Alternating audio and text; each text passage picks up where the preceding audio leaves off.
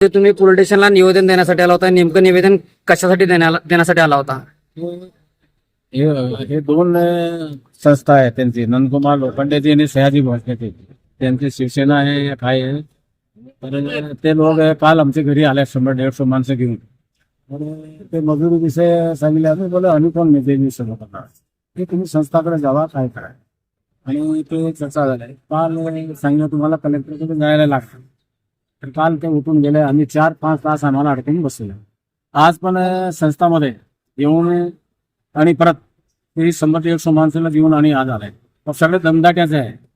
अरे आता सुद्धा आमच्या घरी आता दंगा व्हायला फोन आले. आम्ही पोलीस स्टेशनला आले आता शिवाजीनगरला. ते फोन आले घरी दगडफेक चालू केले.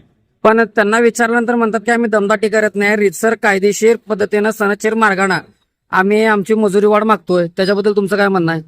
बघा, मजुरी वाढ मागलं तर ते आमच्याकडून थोडी मागणार आहे. जे ज्यांचे भीम चालू तर त्यांच्याकडून मागणार आहे. ते आम्ही थोडी देणार आहे. ज्यांचे भीम चालवणार ते देणार ना, ते त्यांचं ठरवा. मग आज तुमच्याकडे ते आले होते असं तुम्हाला म्हणायचं का? काय करायचं आहे? मग ते आंदोलन काही मी देणार काही? गावचे ठेकेदारी मी घेतलं नाही. हा, मग ते कोण आहे? ते गावचे मजुरी ठरविणार आहे. ते मजुरी ठरवणार कोण आहे? पेढीवाला जे काम जो जोब घेणार माणसं आहे ते ठरविणार की बाबा मला एवढे जोबने मजूर भीमे द्या. ज्यांचे माग आहे ते ठरविणार ना, आम्ही ठरविणार कोण आहे? मग ते तुमच्याकडे आले होते, नेमकं तुमचं आणि त्यांचं काय बोलणं झालं? माझं नाही, तेच आहे काय आम्हाला मजूर ठरवलं. आमचं तर ठेवायचं काय आम्हाला आमची ऑथॉरिटी नाही. तुम्ही आता हे सांगितलं काय मजूर ठरवा, आम्ही कोण ठरवणार आहे? ते सांगितलं कलेक्टर. मी बोललं कलेक्टर ठीक जाऊ, मग काय अडचण नाही. पण कलेक्टरकडे आम्ही हे आणि आज दमदाटी करायला आलाय तर काय होणार? पोलिसांना तुम्ही आता प्रोटेक्शन मागितलेलं आहे. मागितलं असं दमदाटी करणार तर पोलिसचं काम आहे. पोलिसांच्याकडे एवढं मनुष्यबळ आहे का प्रत्येक व्यापाराला ते प्रोटेक्शन देऊ शकतील? देणार ना, ते देणार नाही तर काय असे देणार काय आम्ही?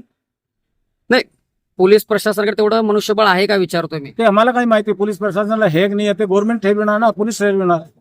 म्हणजे पोलीसचं काम आहे ना आम्हाला प्रोटेक्शन द्यायचं. हे तर हेक नाही आहे.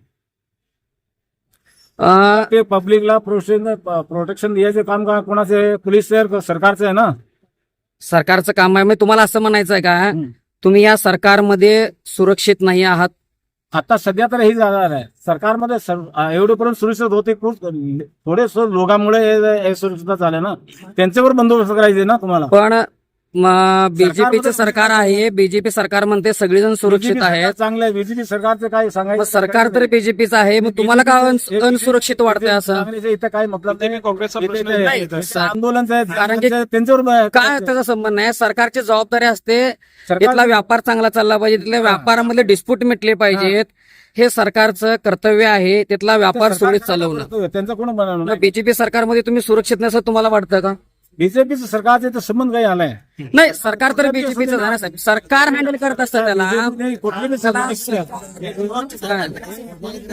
पाहू शकता, मी यांना प्रश्न विचारतोय की असं म्हणायचं आहे की राजकारण घालू नका असं म्हणायचं.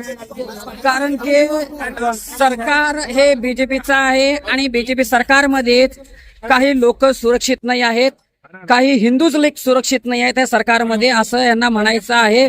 पोलिसांच्या